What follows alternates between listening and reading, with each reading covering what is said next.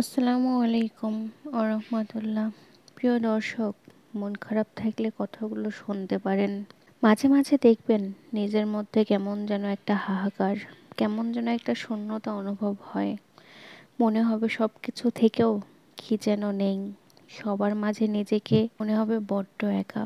অনুভূতিগুলো স্পেশালি তখনই হয় যখন আপনি অনেক দিন ধরে আপনার রবকে ভুলে থাকেন, কিংবা আপনি আপনার রবের ইবাদত তো করছেন, মন দিয়ে করছেন না, দায়সারাভাবে সব কিছু আদায় করছেন।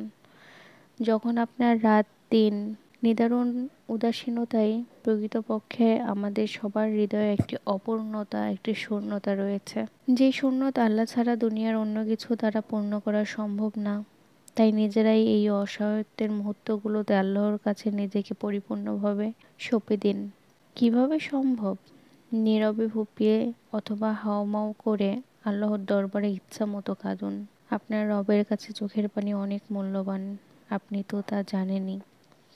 আল্লাহ তার পাপিষ্ঠ বান্দাদের শাস্তি দেওয়ার জন্য জাহান্নাম সৃষ্টি করেছেন। আর এই জাহান্নামে রয়েছে ভয়ঙ্কর আগুন, যা এই আগুন কলিজা পর্যন্ত ভেদ করে ফেলবে। আর এই আগুনকে দুনিয়ার সাগর, উপসাগর, মহাসাগর সবকিছু দিয়ে নেভানো সম্ভব না হলেও আপনার এক ফোঁটা চোখের জল এই আগুন নিভিয়ে দিতে সম্ভব। সুবহান আল্লাহ। আমাদের রব আমাদের চোখের পানিকে কতটা ভালোবাসেন আপনারা কি কল্পনা করে দেখেছেন?